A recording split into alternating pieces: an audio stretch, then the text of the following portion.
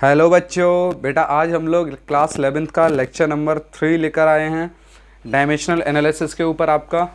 तो हम देख चुके थे, यूनिट्स देख चुके थे, डायमेंशनल किस तरीके से निकालते हैं वो भी देख चुके थे। आज हमें क्या देखना है कि यूजेस क्या क्या हैं डायमेंशन के, कहाँ कहाँ हम यूज़ कर सकते हैं उसे, कहाँ कहाँ उसके फ़ायदे ले सकते हैं और क्या उसकी लिमिटेशंस हैं। तो देखिए बेटा, हमारा लेक्चर फ्लो कुछ इस तरह से होगा। यूजेस ऑफ डायमेंशन देखेंगे, दो जगह यूज़ होता है। पहला आपका है to check the correction of formula, फॉर्मूले को करेक्ट अगर हमें चेक करना है कि फार्मूला करेक्ट है या नहीं है तो हम डायमेंशनल एनालिसिस का सहारा ले सकते हैं। देखिए इसकी लिमिटेशन तो होती हैं, वो बाद में चर्चा करेंगे। ये फॉर्मूले में अगर कोई कांस्टेंट यूज़ हो रहा है तो उसके बारे में डायमेंशनल एनालिसिस कुछ नहीं बताता है। ये इसकी लिमिटेशन भी है, या फिर फार्मूला ऐड हो रहा हो तो कुछ नहीं बता सकता है। फिलहाल क्वेश्चन करेंगे तो समझ में आएगा। आप केवल इतना याद रखिए कि हम फार्मूला चेक करेंगे तो भी इसका सहारा ले सकते हैं। दूसरा क्या है, कोई फार्मूला अगर हमें रफली ड्राइव करना है तो भी इसका सहारा ले सकते हैं। तो बहुत आसान है। देखिए मैं जैसे क्वेश्चन आपके सामने लेता हूँ, सबसे पहले दिखाता हूँ मैं आपको कि इसके डायमेंशन के यूजेस क्या क्या हैं। जैसे मैंने फर्स्ट क्वेश्चन लिया, आपके पास क्वेश्चन है आपका होता है स्पीड इक्वल्स टू होता है डिस्टेंस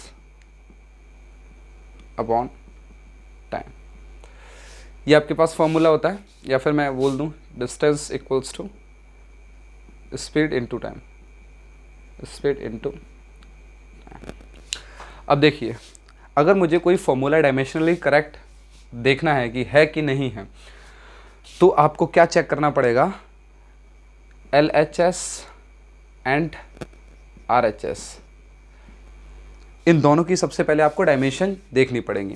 और अगर दोनों की डायमेंशन LHS की और RHS की क्या हो रही हैं, अगर एक जैसी आ रही हैं तो फॉर्मूला ये क्या होगा, डायमेंशनली तो करेक्ट होगा ही होगा, कम से कम डायमेंशनली करेक्ट तो होगा ही होगा। तो देखिए यहाँ हमारे पास LHS की डायमेंशन क्या है, डिस्टेंस की क्या होती है L, RHS की हमारे पास क्या है, ये LHS की आगे RHS की स्पीड इनटू टाइम, स्पीड की क्या होती है L अपॉन T, ये स्पीड की डायमेंशन होती है। स्पीड इक्वल्स टू क्या होता है, डिस्टेंस अपॉन टाइम, तो L बाई T, ये हमारे पास इसकी डायमेंशन आ गई, इनटू टाइम की डायमेंशन T। अब देखिए T से T कैंसिल आउट हो गया, तो L इक्वल्स टू L। तो ये फॉर्मूला हम यहाँ से आसानी से प्रूफ कर पाए कि जो LHS है उसकी डायमेंशन RHS के बराबर है, इसलिए फॉर्मूला क्या है, कम से कम डायमेंशनली तो करेक्ट है ही है। अब देखिए एक और फॉर्मूला है, जैसे आपका मोमेंटम का P equals to M into V, ये फॉर्मूला है। क्या ये फॉर्मूला डायमेंशनली करेक्ट है या नहीं है, तो चेक करते हैं। देखिए मोमेंटम की डायमेंशन क्या होती है, मोमेंटम देखिए आपको डायमेंशन याद करनी पड़ेंगी, जो बेसिक डायमेंशन मैंने आपको बताई थी कि जैसे जो लेंथ की होती है L होती है, मास की M होती है, टाइम की T होती है, तो ये आपको डायमेंशन याद करनी है। अब P equals to M into V, तो M इंटू V की डायमेंशन निकाल लेते हैं, M इंटू V। एक काम करते हैं, इस फॉर्मूले को थोड़ा चेंज करके लिखते हैं, तो सीधा साधा हो गया। इसी फॉर्मूले को ऐसे लिख लेते हैं, P इक्वल्स टू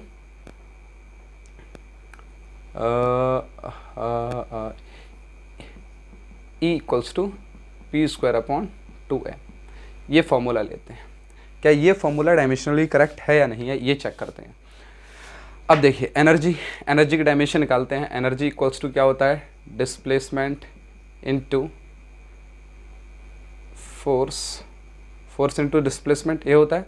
क्योंकि एनर्जी क्या होता है, वर्क डन होता है, वर्क डन क्या होता है, फोर्स इंटू डिस्प्लेसमेंट, फोर्स क्या होता है MLT minus 2 into displacement length L, तो एनर्जी का क्या गया ML स्क्वायर T माइनस 2, ये एनर्जी की डायमेंशन आ गई। तो LHS हमारे पास ये आ गया। अब RHS की बात करते हैं। RHS क्या है हमारे पास, P स्क्वायर अपॉन 2M, तो P स्क्वायर क्या होता है M इंटू V, मोमेंटम का स्क्वायर अपॉन 2M, ये हमारे पास क्या आ गया M square V square upon M से M cancel out, M V square upon 2। देखिए ये कांस्टेंट टर्म है, इसकी तो कोई डायमेंशन होगी नहीं, डायमेंशन लेस होगा। M की M इंटू V की क्या होती है L अपॉन T और इसका स्क्वायर, तो M L स्क्वायर और अपॉन 2 था T to the power minus 2। तो यहाँ RHS क्या हमारा आ गया, दोनों सेम आ गए। देखिए LHS हमारा क्या था ML square T minus 2, energy की डायमेंशन, और RHS की भी डायमेंशन हमारे पास क्या आ गई ML स्क्वायर T माइनस 2। एक तीसरा एग्जांपल ले लेते हैं। तीसरा एग्जांपल कोई अच्छा सा लेते हैं। E इक्वल्स टू, ये लेते हैं example, E equals to mc²। अब देखिए एनर्जी की डायमेंशन अभी हमने निकाली है यहाँ से। एनर्जी की डायमेंशन क्या होती है? ml²T-2। क्या ये LHS, क्या RHS की भी डायमेंशन सेम है? तो RHS की निकालते हैं। देखिए m की डायमेंशन तो 1 है यहाँ पर, और इंटू c क्या है? स्पीड। यहाँ पर स्पीड की डायमेंशन क्या होती है? L/T⁻²। तो m इंटू L²T⁻²। बहुत आसान है। तो ये कुछ बेसिक एग्जाम्पल थे कि हम किस तरीके से करेक्टनेस चेक करेंगे या फिर फॉर्मूले को चेक करेंगे कि वो डायमेंशनली करेक्ट है या नहीं है। देखिए क्वेश्चन देखते हैं, थोड़ा अच्छा सा क्वेश्चन है ये।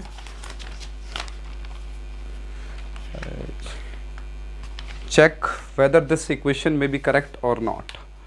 ये आपका फॉर्मूला दे रखा है, P इक्वल्स टू 3f(v²/T²)x। ये आपके पास फॉर्मूला है। P आपको दे रखा है, ये है प्रेशर,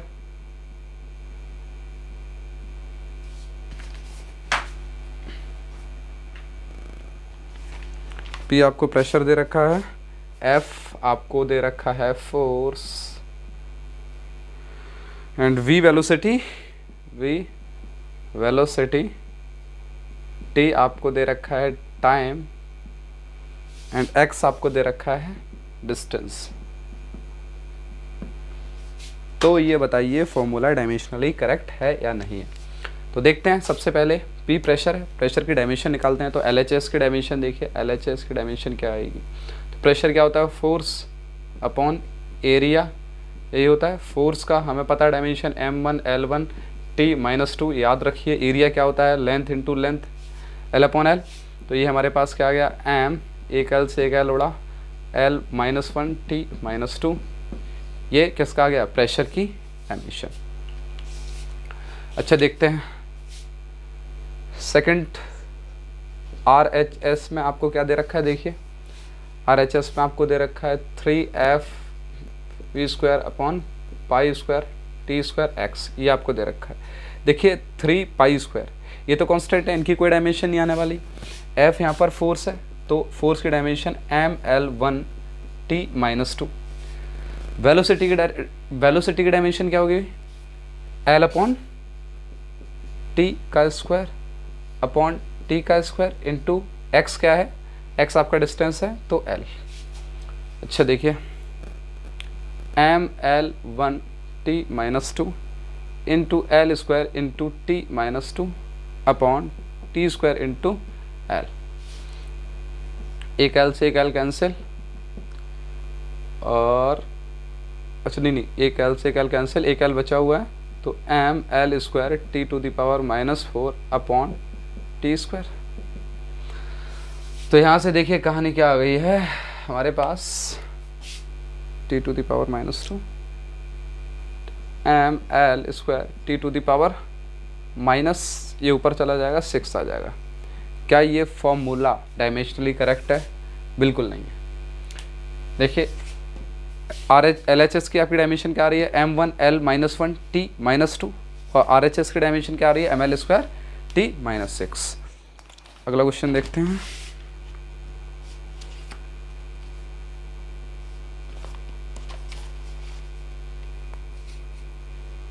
देखिए अगला क्वेश्चन आपका दे रखा है, ये क्वेश्चन पहले आप नोट कर लीजिए। ऑब्जेक्टिव है a boomerang has mass m, surface area a, radius of curvature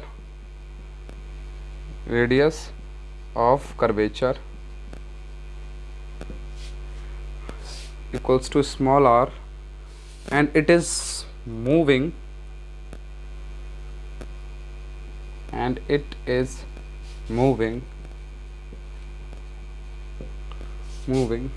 with velocity v, with velocity v in air of density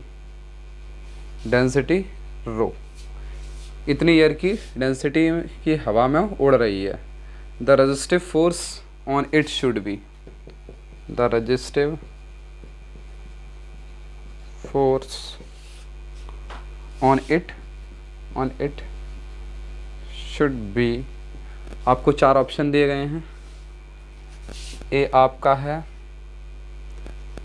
2 rho V A upon R square log P M upon pi A R. B option है आपका। ये बिल्कुल same है, बस पूरे option में नीचे बस यहाँ आर स्क्वायर है तो यहाँ आर आ रहा है। सी ऑप्शन है आपका, सी ऑप्शन है 2 rho V square A log rho A R upon pi M. और डी ऑप्शन है आपका 2 rho V square A upon R square log rho A R upon pi M. तो थोड़ा बोर्ड रब कर लेते हैं, थोड़ा भर गया। देखिए बूमरैंग आप दिमाग में फ़ोटो बना रहे होंगे कैसी होती है। तो बूमरैंग कुछ इस तरीके की होती है। ये बूमरैंग है कोई, इसका रेडियस ऑफ कर्वेचर आर है। ठीक, फिलहाल तो आपको ये फिगर के बारे में ऐसा कुछ ज़्यादा नहीं सोचना है। यहाँ पर आपको क्या बोल रखा है कि a boomerang has a mass m, surface area a and radius of curvature r and it is moving with a velocity v in air of density rho. The resistive force on it should be, आपको पूछा गया कि resistive force उस पर कितना होगा। आपको 4 option दे दिए। तो अब ये कैसे निकालेंगे, आपको इसका फॉर्मूला नहीं पता, कोई जानने की ज़रूरत नहीं है। बस उन्होंने बोल दिया कि रेजिस्टिव फोर्स इसकी डायमेंशन क्या होती है, MLT-2, बस इतना याद होना चाहिए आपका। अगर ये डायमेंशन रेजिस्टिव फोर्स कितना होगा, अगर फोर्स की डायमेंशन इन चारों ऑप्शन की किसी डायमेंशन में से मैच कर जाती है तो वही आपका क्या होगा, आंसर होगा। तो सबसे पहले हम डायमेंशन ये वाली ले लेते हैं। तो देखिए 2 rho V A upon R square log P M upon pi R. अब देखिए तेरा लॉग के अंदर जो भी वैल्यू है, लॉग पूरा क्या है, डायमेंशनल क्वांटिटी है, तो लॉग से हमें कोई मतलब नहीं, इससे हमारा कोई रिश्ता नाता नहीं है। अब बात किसकी आ गई, 2 rho V A upon R square, constant की कोई डायमेंशन नहीं, तो ये भी खत्म हो गया। Rho V A upon R square, rho V A upon R square, इसको चेक करते हैं। Rho V A upon R square, इसकी डायमेंशन देखते हैं। देखिए तो रो क्या है, डेंसिटी होता है मास अपॉन वॉल्यूम, तो मास अपॉन वॉल्यूम इनटू ये वेलोसिटी, इसकी डायमेंशन पहले ले लेते हैं। एल अपॉन टी डायमेंशन होती है। ये एरिया है, एरिया की होती है एल स्क्वायर अपॉन, ये डिस्टेंस है आर है, रेडियस है तो इसकी भी एल और इसकी पावर 2 है तो पावर 2। ये मास अपॉन वॉल्यूम, तो एम वॉल्यूम की एल क्यूब डायमेंशन होती है into L upon T into L cube upon L square. ये हमारे पास कहानी आ गई। कैंसिल आउट कर लेते हैं, एल क्यूब से एल क्यूब कैंसिल आउट, एक एल से एक एल कैंसिल आउट, तो यहाँ से क्या आ गया, एम एल -1 टी -1। क्या ये फोर्स की डायमेंशन है, नहीं है। ठीक, सेम बी की चेक करेंगे। अब देखिए बी में केवल क्या है, नीचे इसमें आर स्क्वायर था, एक एल एक्स्ट्रा आ गया था, इसमें क्या होगा, केवल आर है तो एक एल एक्स्ट्रा नहीं आएगा, तो यहाँ क्या हो जाएगा, m1 एल की पावर 0 हो जाएगा और t-1, ये भी फोर्स की डायमेंशन नहीं है, तो ये तो 2 ऑप्शन अपने आप ख़त्म। अब हमारे पास सी और डी बचा हुआ है।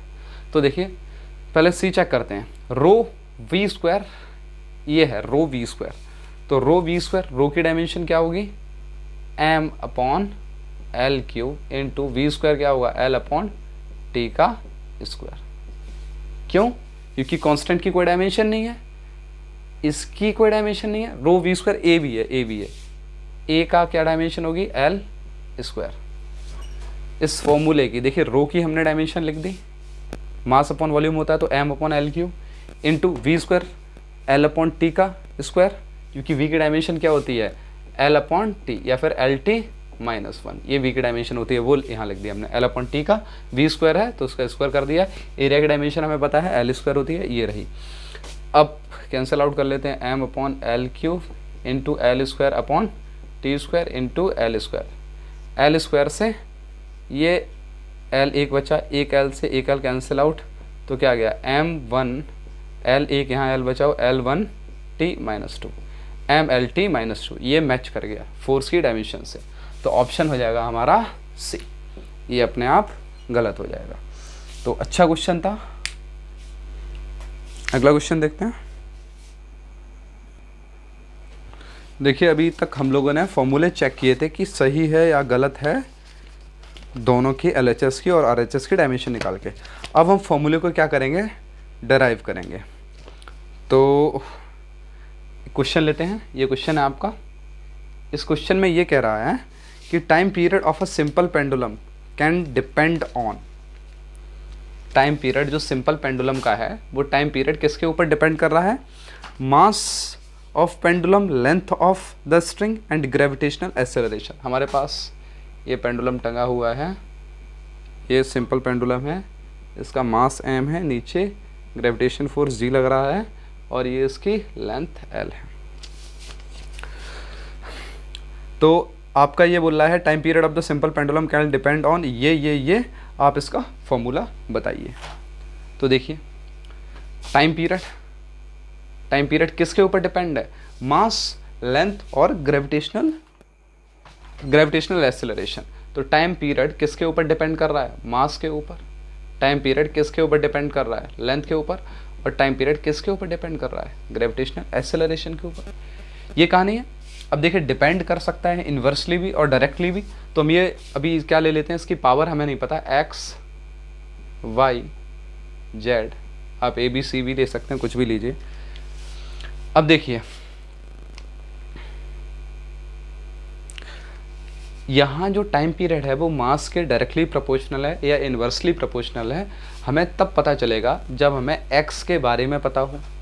या फिर मैं कह सकता हूँ जब टाइम पीरियड इन्वर्सली या डायरेक्टली प्रोपोर्शनल होगा लेंथ के, तो हमें कैसे पता चलेगा, जब हमें y की वैल्यू पता हो। सेम कहानी यहाँ पर है कि हमें z की वैल्यू पता हो तो हमें पता चल जाएगा कि जो टाइम पीरियड है वो डायरेक्टली या फिर इन्वर्सली प्रोपोर्शनल है।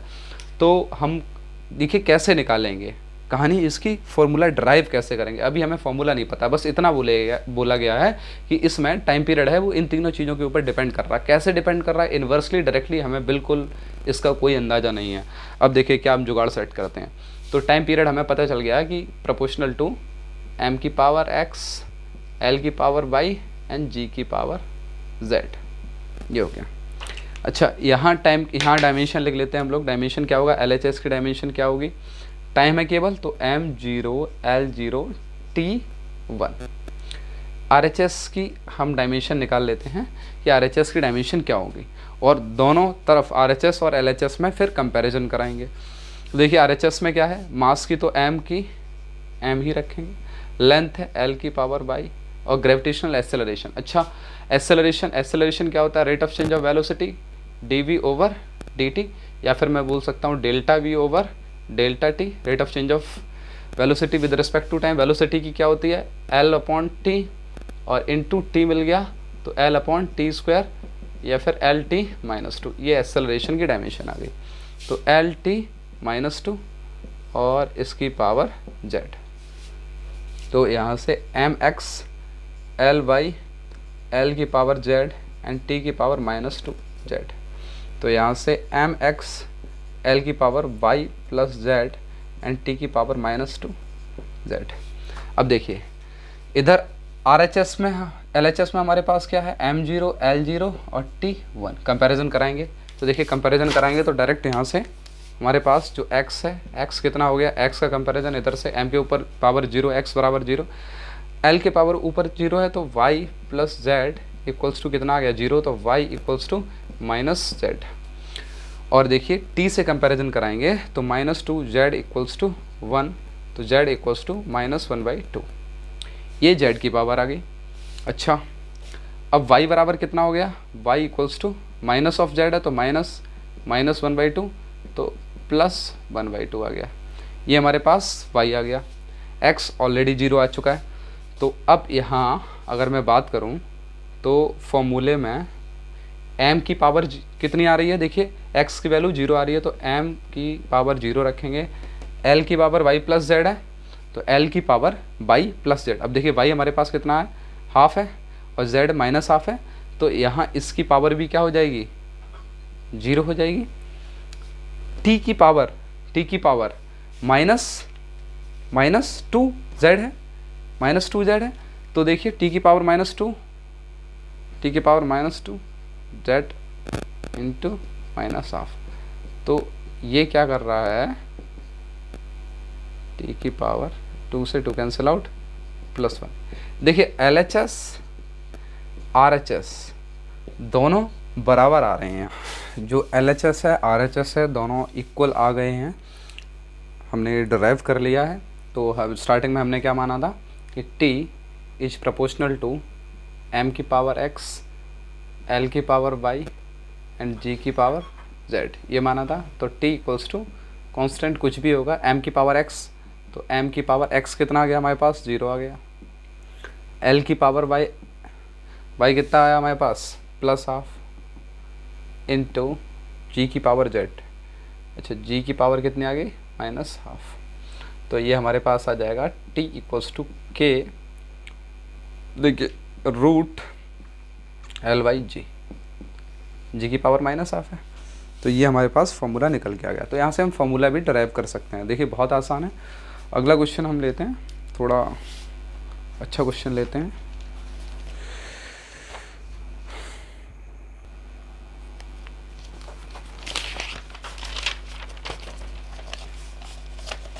अगला क्वेश्चन आपको दे रखा है,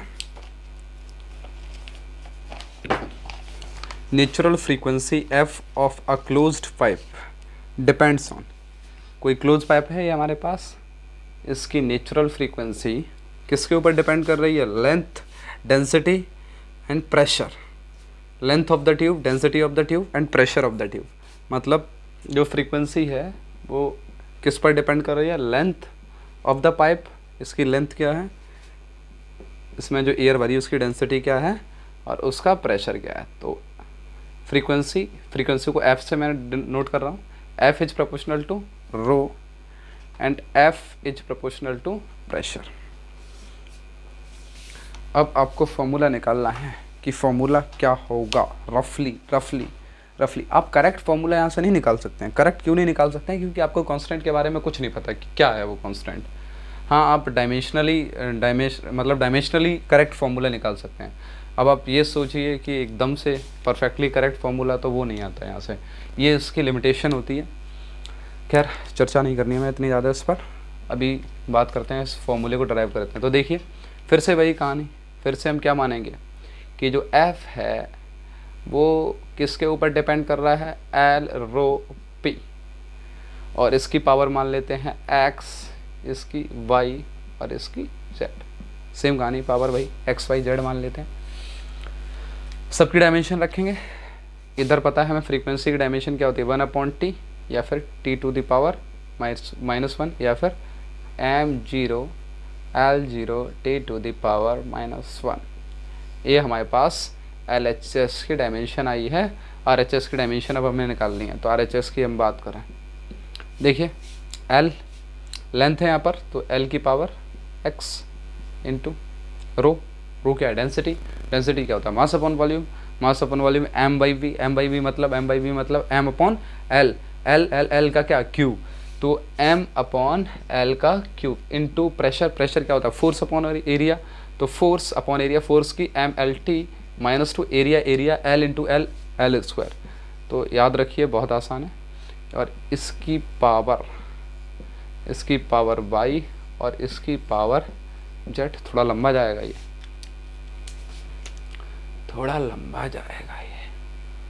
तो Lx देखिए m⁻y L⁻3y इंटू m की पावर z L की power z t⁻⁻2z upon L⁻2z।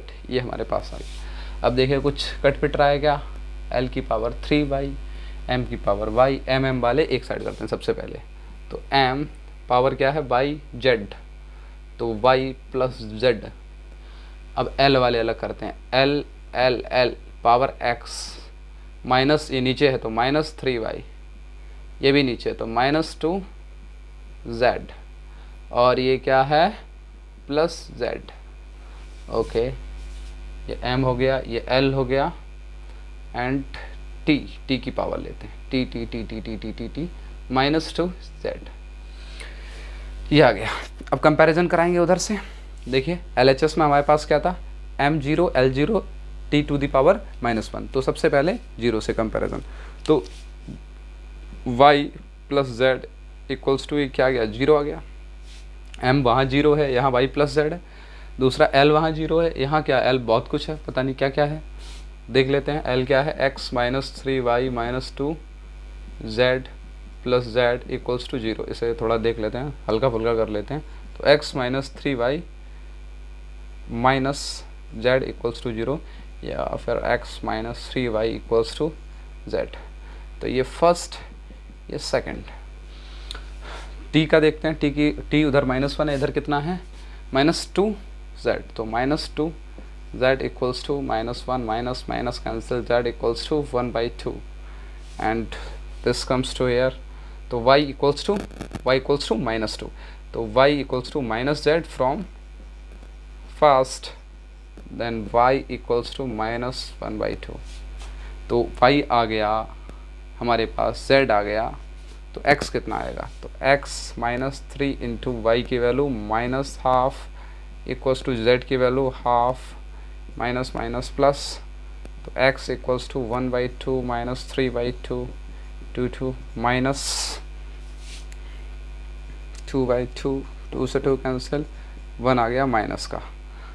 तो अब हमारे पास सबकी वैल्यू आ गई। x कितना आ गया, x equals to -1, y equals to -1/2 and z equals to 1/2। ज़रा यहाँ पुट करके देखिए, यहाँ यहाँ यहाँ यहाँ यहाँ कहाँ, इसको सॉल्व करने के बाद यहाँ पुट करके देखिए दोनों तरफ डायमेंशन क्या हो जाएंगी, सेम हो जाएंगी, जैसे मैंने पिछले वाले क्वेश्चन में पुट किया था। अब देखिए, अब हमें क्या करना है, फॉर्मूला डेराइव करना है, फॉर्मूला डेराइव करना है। देखिए फॉर्मूला डेराइव कैसे करेंगे, वो तो सर ऑलरेडी आप कर चुके हैं। f equals to k l to the power x, x कितना है -1 into rho to the power y, y कितना है -½ and p to the power z, z कितना है ½ ओके। तो देखिए ये दोनों तो रूट के अंदर चला गया, p की पावर ½ का मतलब रूट, और रो की पावर -½ का मतलब ये भी, रो भी नीचे क्या है रूट में, और l की पावर -1 मतलब ये रूट से बाहर है यार। तो क्या आ गया 1/l रूट p/रो, और यहाँ पर कुछ कांस्टेंट k। ये हमारे पास फॉर्मूला निकल के आ गया। तो बहुत ही आसान था ये, कोई दिक्कत नहीं है। अच्छा लिमिटेशन क्या है, कि लिमिटेशन यही है कि हमें नहीं पता चलेगा कि यहाँ जो k की वैल्यू है क्या है। और क्या लिमिटेशन है इसके, लिमिटेशन हम इस तरीके का फॉर्मूला नहीं ड्राइव कर सकते हैं, जैसे s equals to ut plus ½ at² है, क्योंकि इसमें फॉर्मूला सम हो रहा है, और हम केवल वही फॉर्मूला डेराइव कर सकते हैं जो डायरेक्टली डिपेंड होते हैं, मतलब मल्टीप्लाई डिवाइड इस तरीके का हो रहा हो, प्लस माइनस हो रहा होगा तो हम वो फॉर्मूला ड्राइव नहीं कर पाएंगे डायमेंशनली। तो ये कुछ इसके डायमेंशन है, और भी डायमेंशन कह रहा हूँ, लिमिटेशन है, और भी काफ़ी लिमिटेशन है। फिलहाल तो आपको इतने क्वेश्चनों से मतलब है, एक दो क्वेश्चन और देख लेते हैं, अच्छे क्वेश्चन उठाते हैं। हाँ कुछ अच्छे क्वेश्चन।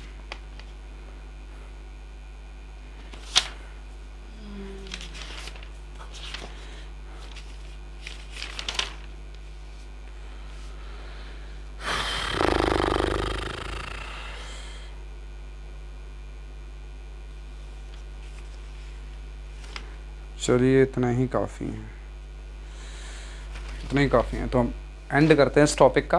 देखिए डायमेंशनल एनालिसिस का एंड करते हैं। अगर कोई दिक्कत हो रही है किसी को तो वो मुझसे कमेंट करके पूछ सकता है कि क्या उसे कहीं डाउट आ रहा हो या फिर किसी चीज़ में कोई प्रॉब्लम हो, तो कमेंट करके कोई भी अगर नॉलेज लेनी हो तो वो ले सकता है। शर्माए नहीं, बिल्कुल आप पूछ सकते हैं अच्छे से। और अगला चैप्टर हम लोग देखेंगे अब एरर, जो हमारा एरर मेजरमेंट है वो किस तरीके से करते हैं। तो थैंक यू, अच्छे से पढ़िए बढ़िया से, और लॉकडाउन में आप घर के अंदर ही रहिए, बाहर मत निकलिए, वरना पुलिस वाले क्या करेंगे आपको पता है अच्छे से।